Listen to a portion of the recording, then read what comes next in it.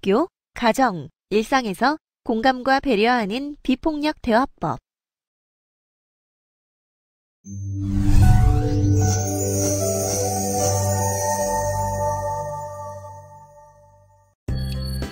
이번 시간의 주제는 대화가 안 되는 이유입니다.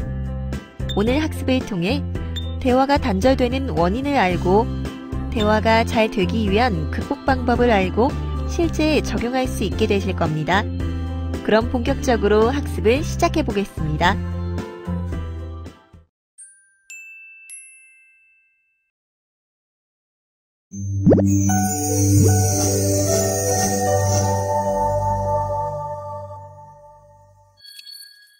일상 대화. 지은아, 어디 아프니? 일어나 볼래? 뭐예요? 수업 시작했는데 자고 있길래 깨운 거야. 혹시 어디 아픈 거라면 양호실에 갈래? 안 아파요. 신경 쓰지 마세요. 어머, 왜 다시 엎드리니? 수업 시작했다니까. 수업 시간에 잠만 잘 생각이니? 그냥 두세요. 남이 자던지 말던지 뭘 한다고 참견이야, 진짜. 아니, 뭐라고? 너 지금 나한테 한 말이니? 다시 한번 말해봐. 진짜 됐다고! 왜 자꾸 참견이에요? 나도 그럴 만한 일이 있었거든요? 진짜 재수없어. 어머머, 얘 좀 봐. 아무리 네가 힘든 일이 있어도 지금 이렇게 하는 건 아니지. 이게 뭐니? 진짜 짜증나니까 나 좀 가만히 내버려 두라고요. 선생님과 학생의 대화는 잘 들어보셨나요? 선생님은 수업 시간에 자고 있는 여학생을 깨웠고 불량한 태도를 보이는 여학생에게 지적을 하고 가르치려 합니다.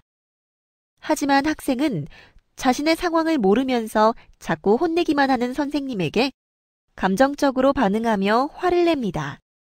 이렇게 두 사람의 대화는 점점 싸움으로 번져가는 듯한데요. 그럼 오늘 강의를 통해 이렇게 대화가 잘 되지 않는 이유를 함께 살펴보겠습니다. 경청 플러스. 안녕하세요. 이번 시간에는 대화가 잘 되지 않는 5가지 이유에 대해서 한번 생각해 보겠습니다. 먼저 인지적인 차원입니다. 우리의 내면에는 지각체제가 있다고 말씀을 드렸죠. 지난 시간에 감지기열자라는 표현을 썼었습니다. 그 중에 두 번째 지각체제죠. 그 지각체제는 우리가 어떤 외부로부터 자극을 받았을 때나 내 자신의 내면으로부터 자극을 받은 것에 대해서 어떻게 받아들일지를 내 자신이 스스로 생각하고 판단하는 기능입니다. 판단이라는 것은 옳다, 그르다, 좋다, 나쁘다 이런 것들을 헤아려 가는 것을 우리가 판단이라고 하지요. 우리는 어려서부터 좋다 또는 나쁘다 혹은 좋은 말 또는 나쁜 말 이런 구분을 하면서 옳은 것과 좋은 말과 행동을 하도록 계속해서 격려를 받고 또 그르다 또는 나쁜 말과 행동은 하지 않도록 교정을 받으면서 자랐습니다. 이런 것은 우리가 다른 사람들과 함께 어울려 살기 위해서 꼭 필요한 것은 사실이었지요. 어릴 때부터 우리는 판단의 말을 듣고 자랐습니다. 그래서 들은 대로 나도 모르게 판단의 말을 하는 경우가 많이 있죠. 특히 가치관의 차이가 있을 경우 우리들은 다른 사람의 행동을 판단해서 틀렸다, 잘못되었다, 나쁘다라고 말을 하게 됩니다. 야, 넌 너무 뚱뚱하구나. 이 이야기는 날씬해야 된다는 기준을 가지고 있는 거죠. 또 넌 쓸모없어. 이런 것은 뭘까요? 쓸모 있는 것과 없는 것에 대한 기준을 내가 가지고 있는 거죠. 요즘 정치적으로 좌파라는 말을 많이 쓰고 있습니다만은 그 사람 좌파야 이런 이야기도 내가 우파일 때 좌파라는 기준이 나오죠. 그건 나쁜 행동이야 라고 할 때에도 나쁘다 좋다의 기준을 내가 갖고 있다는 것입니다. 이렇게 옳고 그름 혹은 좋고 나쁨의 이분법적인 말을 들을 때에 우리는 대단히 불편해지고 그런 이야기를 하는 사람과 거리를 두고 싶어집니다. 이런 기분으로는 대화가 잘 되지 않습니다. 우리의 삶이라는 것은, 우리의 인생이라는 것은 사실 대단히 다양합니다. 옳고 그름, 이렇게 이분법적으로 구분하기 전에 옳고 그름 이 사이에는 수없이 많은 경우의 수가 있지 않겠습니까? 좋다, 나쁘다도 이분적으로 말을 하기보다는 어느 면에서는 좋고 어느 면에서는 나쁠 수 있고, 어떤 때는 나쁘게 비춰지기도 하지만 어떤 때는 또 좋게 보일 수도 있습니다. 이렇게 매우 다양한 상황과 관계가 있습니다. 우리가 다양한 배경, 다양한 관계, 다양한 이슈를 하나하나를 볼 때 전체적으로 보지 않고 단지 이분법적으로 판단할 때 우리는 대화가 잘 되지 않고 소통이 잘 되지 않는다라고 이야기를 하게 됩니다. 이러한 비합리적인 신념은 사실 어린 시절부터 겪어왔었던, 어린 시절부터 경험되어졌던 일종의 편견과 혹은 선입견일 수 있습니다. 어린 시절, 다시 이야기해서 내가 미숙했던 시절에 가졌던 그 생각이 어른이 된 지금도 여전히 가지고 있을 확률이 굉장히 크지요. 이러한 생각들이나 기준들은 대개 간단하면서도 비논리적이거나 혹은 비현실적인, 비합리적인 생각일 확률이 굉장히 큽니다. 이러한 생각들이 바로 나의 또는 너의 살아가는 관계에 있어서 적응되지 못하는 부적응 행동을 만들게 됩니다.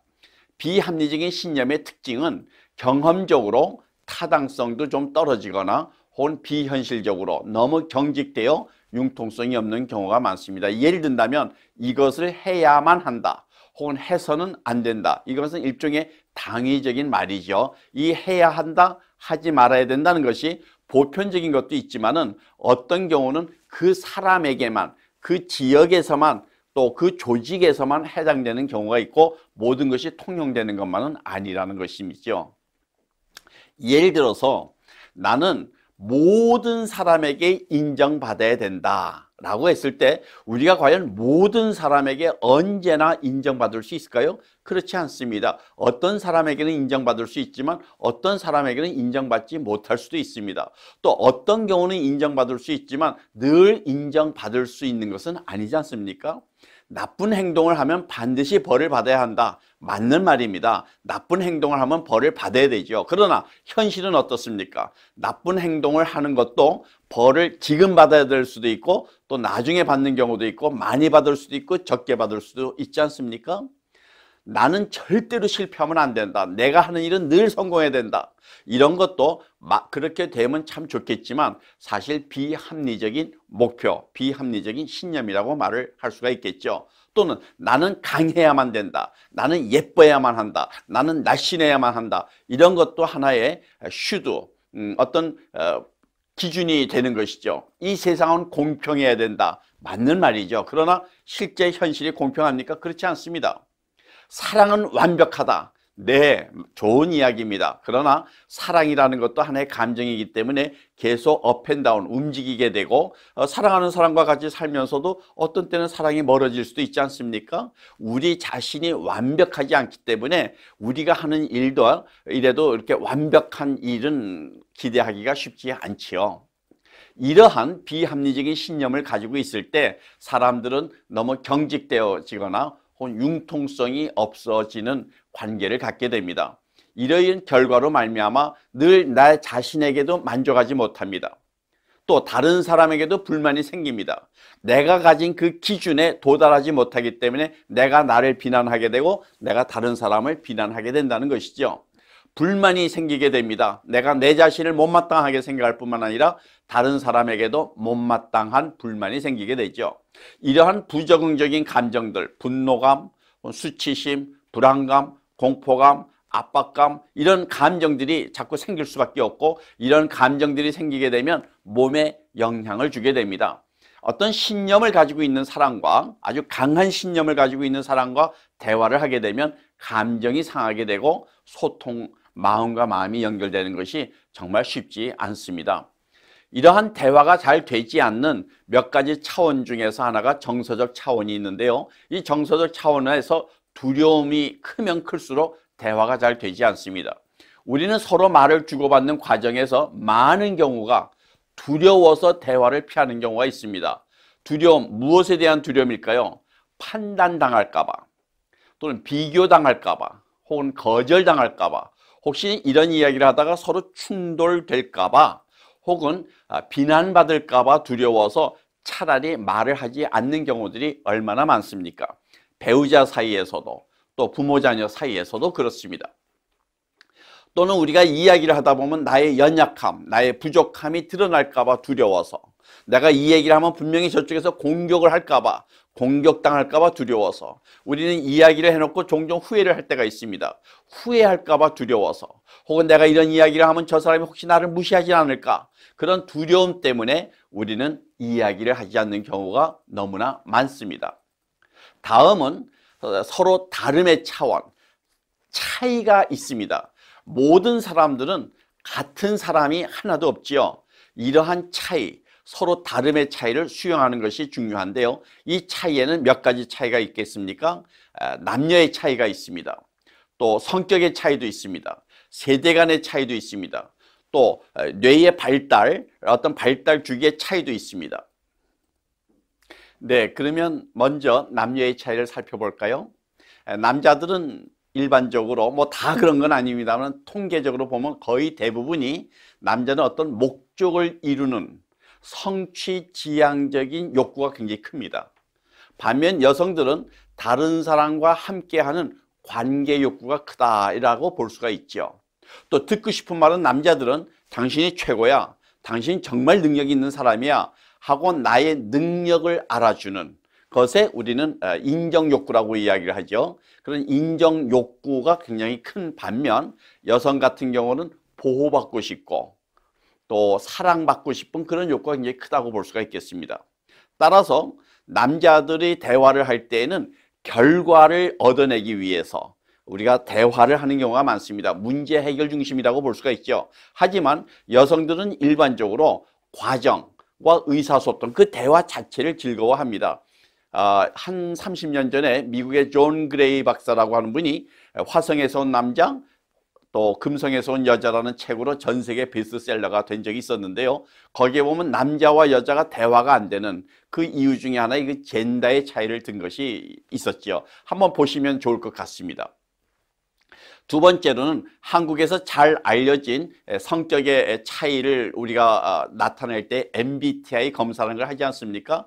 잘 아시다시피 MBTI는 4가지 기준으로 16가지의 성격 유형을 말하고 있죠.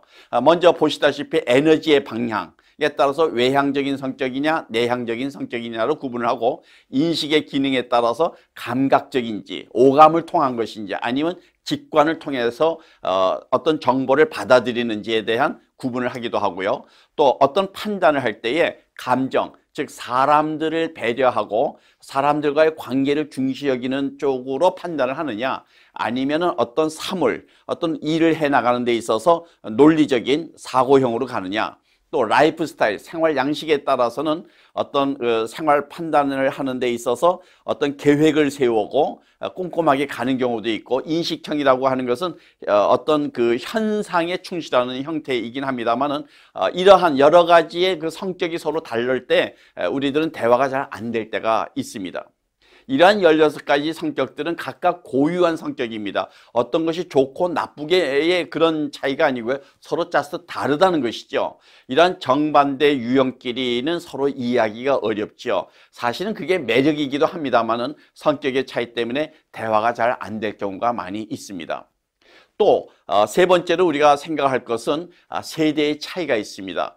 시대의 흐름에 따라서 세대별로 가치관이 다릅니다. 라이프 스타일도 다릅니다. 따라서 대화가 잘 안 되는 것은 당연합니다. 요즘 뭐 우리나라뿐만이 아니고 많은 나라에서 서로 세대 차이로 인해서 커뮤니케이션, 소통이 잘 안 된다는 이야기를 하지 않습니까? 서로 살아온 시대의 환경이 다르기 때문에 어떤 같은 자극을 받아도 그 자극에 대해서 생각하는 게 다르고 그 자극에 대해서 반응하는 행동이 다르기 때문에 소통이 안 된다고 볼 수가 있죠. 또 뇌의 발달 차이도 있습니다. 어린아이에서부터 어른이 되어가는 과정 중에서는 뇌의 발달이 그 나이에 따라서 다른 차이가 있죠. 어린아이의 뇌, 청소년의 뇌, 어른의 뇌 다 다릅니다. 또 사실은 서양인의 뇌와 동양인의 뇌에도 뇌의 발달 부위가 서로 다르고 여성의 뇌와 남성의 뇌에서도 약간의 차이가 있습니다. 이러한 뇌의 차이가 있다는 것은 뭐겠습니까? 뇌의 발달 부위가 다르고 또 뇌의 그 발달 정도에 따라서 느끼는 게 다르고 생각하는 게 다르고 행동하는 건 당연히 다르죠. 물론 말하는 것도 달라지게 됩니다. 여러 가지 감정들, 특히 사람을 위축하게 만드는 감정들은 대체로 전두엽의 오른쪽 부분에 편중되어 있습니다. 반면 언어는 주로 왼쪽 전두엽에서 관장을 하고 있지요. 이 전두엽은 20세 후반에 완성이 됩니다.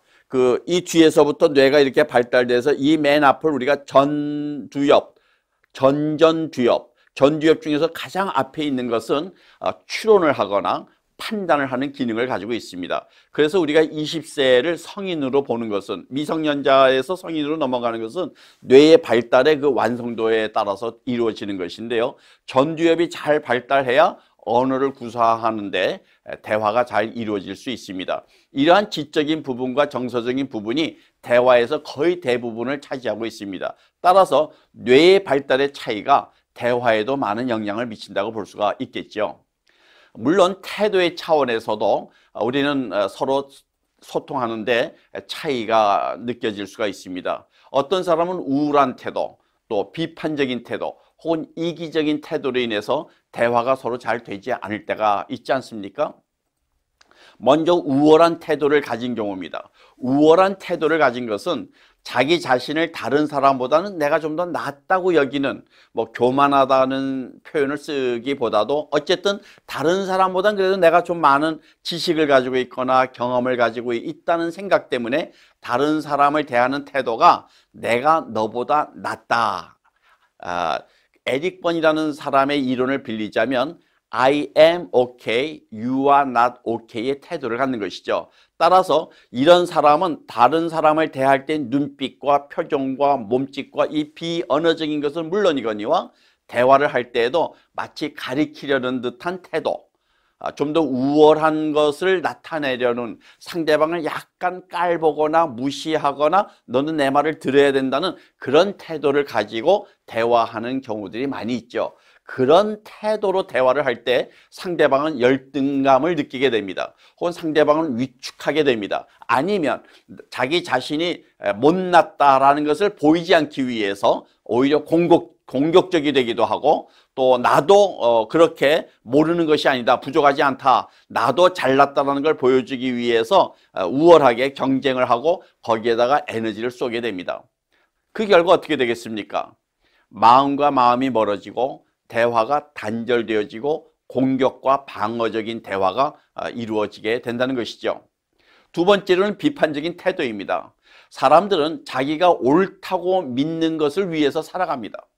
이것이 아주 중요한 가치라고 생각을 하는 거죠. 사실 이 믿음이라는 것, 신념이라는 것은 아주 그 인생을 살아가는 중요한 가치로서 삶의 에너지, 원동력이 되기도 합니다. 그러나 가치가 서로 다른 사람들, 다른 가치관을 가진 사람들과 만났을 때 대화가 어떻게 됩니까? 서로 자기 자신이 옳다고 믿는 것을 상대방에게 설득을 시키거나 상대방의 가치관을 판단하고 평가하면서 그건 잘못되었다, 내 가치관이 맞다라고 이야기를 하는 과정에서 상대방이 불편을 느끼게 됩니다. 불편해진 관계에서 대화는 잘 이루어지지 않는 것이 당연하지 않습니까? 세 번째로는 이기적인 태도입니다.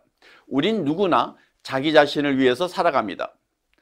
그렇지만 자기 자신의 이익만을 추구하고자 할 때에 다른 사람의 이익을 고려하지 않을 때 어떤 일이 생길까요? 그럴 때 상대방은 방어적이 됩니다. 상대방도 자기의 이익을 중요하게 생각하지 않을까요? 따라서 이기적인 태도로 대화를 할 때에는 대화가 끊어지거나 관계가 단절될 확률이 굉장히 크다고 볼 수 있죠. 우리가 서로 대화가 잘 안 되는 이유는 또한 잘 모르기 때문에 대화가 안 될 수도 있습니다. 또한 우리는 의사소통, 대화를 하는 데 대한 지식과 어떻게 대화를 해야 되는지에 대한 기술이 부족하기도 합니다. 우리나라 학교에서는 지식의 전달에 치중해서 자라나는 학생들에게 어떻게 말을 해야 되는지, 어떻게 들어야 되는지, 서로 어떻게 토론을 하고 서로 어떻게 협상을 해야 되는지 가르칠 시간이 사실 별로 없었습니다. 자기의 생각을 솔직하게, 정직하게, 당당하게 발표하는 것도 흔치 않았습니다. 물론 학생들을 가르치는 선생님이나 또 자녀들을 양육하는 부모들도 과거에 제대로 된 의사소통에 대해서 우리가 배우지 못한 것은 사실입니다. 우리가 한강의 기적을 이루어내긴 했지만 너무 빠른 변화에 적응하느라고 또 너무 먹고 사는 것에 너무 바쁘다 보니까 마음과 마음을 서로 연결하는 것에는 사실 소홀히 했습니다. 말 또는 사람에 대한 태도 또 삶에 대한 가치를 배우는 것에 무려 95%가 모든 가정에서 이루어집니다. 그 가정에서 우리는 어떤 말을 써야 되며 사람들을 어떻게 대해야 되는지를 배웠어야 되는데 맞벌이 부부 그리고 이혼 가정이 늘어나고 있는 이 현재 상황 속에서 마음과 마음이 연결되는 대화를 배우거나 또는 가르치는 것에 한계가 있는 것은 사실입니다. 대화가 잘 되지 않는 이유에 대해서 다시 한번 요약해 보면 그렇습니다. 인지적 차원에서 판단하는 경향, 비합리적인 신념 때문에 대화가 안 됩니다. 정서적 차원에서는 우리 안에 있는 내적인 두려움 때문에 대화가 하는 것을 어려워하고 또 대화를 잘 하지 않습니다.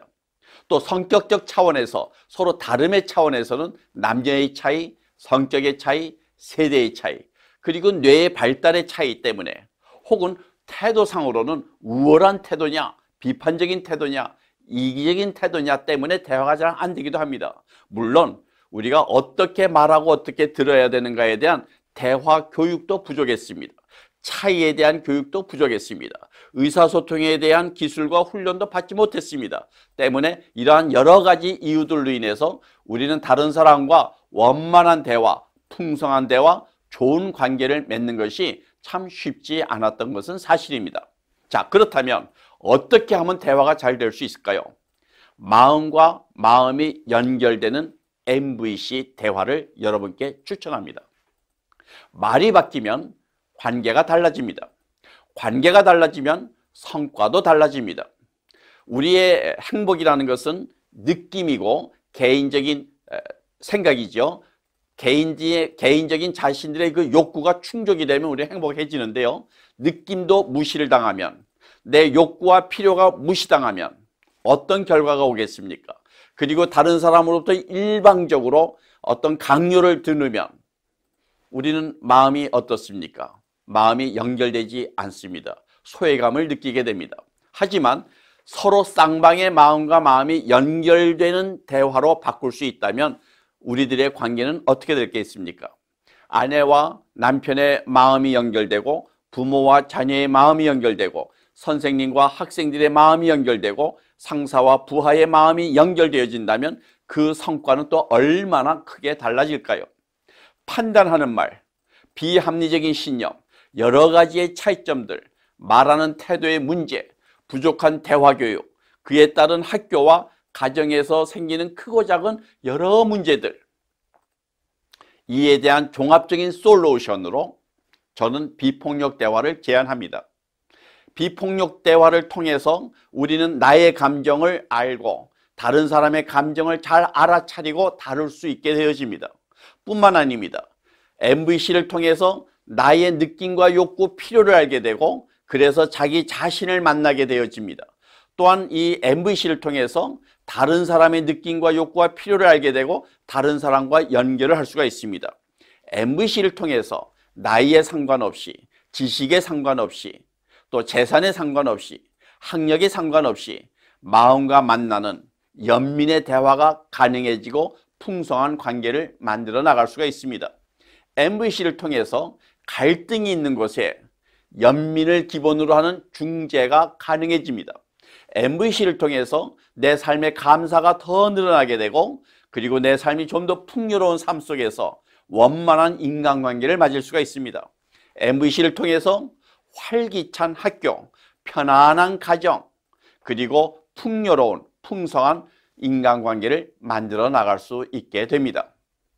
우리는 자녀들과 학생들과 왜 대화가 안 되는지, 그 대화가 안 되는 이유에 대해서 한번 살펴보았습니다. 여러분은 대화가 잘 안 된다고 포기하시겠습니까? 대화가 되도록 하는 대안이 바로 MVC입니다. 이제 여러분의 선택이 남았습니다. 자칼식 대화, 관계를 소외시키는, 단절시키는 그런 폭력적인 대화를 할 것인가, 아니면 관계를 연결시키고 풍성하게 만드는 기린식의 대화, 곧 비폭력 대화를 선택할 것인가. 이제 여러분의 선택이 남았습니다. 감사합니다.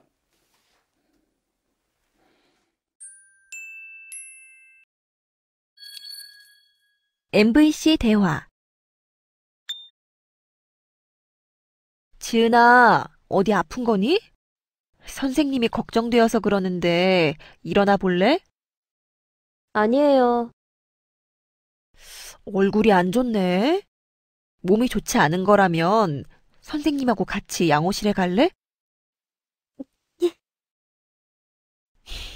수업 끝나고 선생님한테 잠깐만 시간 좀 내주렴. 우선 수업 시간이니까 앉아있는 게 좋을 것 같구나. 네. 지은이 무슨 일 있는 거니? 지은이가 눈물을 흘린 것 같았는데 선생님이 잘못 본 건가? 무슨 일인지 모르지만 뭔가 많이 힘든 일이 있나 보구나. 사실은 남자친구랑 헤어졌어요. 그래서 자꾸 눈물이 나오는데 앉아있으면 친구들이 다 보잖아요. 우는 모습 보이는 게 창피해서 엎드려 있었어요. 그랬구나. 좋아하는 친구와 헤어지는 건 마음이 아픈 일이지. 마음이 아파서 우는 건 창피한 일이 아니란다. 울고 싶으면 울어도 돼. 네, 감사합니다. 선생님께서 그렇게 말씀해 주시니까 한결 괜찮아진 것 같아요. 그래, 위로가 되었다면 다행이다.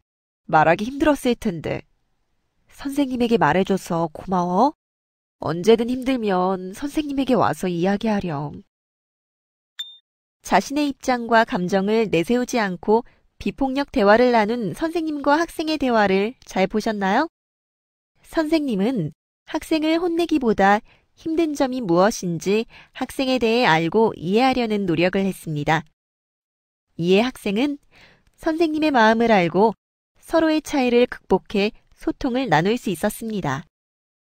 이렇게 상대의 감정을 알고 이해하는 의사소통은 세대 차이를 극복하고 대화를 잘할 수 있도록 만들어줄 것입니다.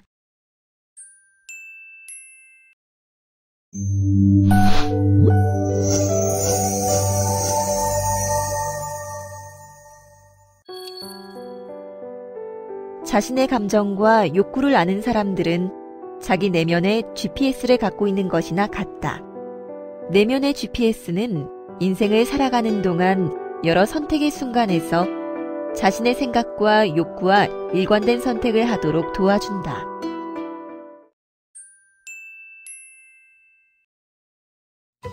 지금까지 학습한 내용을 퀴즈를 통해 확인해 보겠습니다.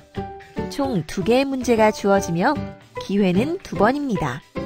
그럼 스타트 버튼을 클릭해 주세요.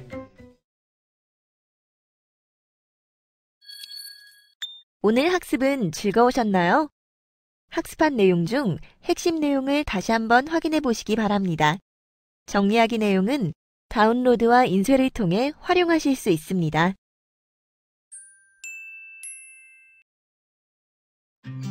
이것으로 오늘의 학습을 마치겠습니다. 다음 시간에는 자칼의 대화 첫 번째 시간, 자칼 대화의 4D 중 판단과 평가, 선택과 책임 부인에 대해서 배우겠습니다. 수고하셨습니다.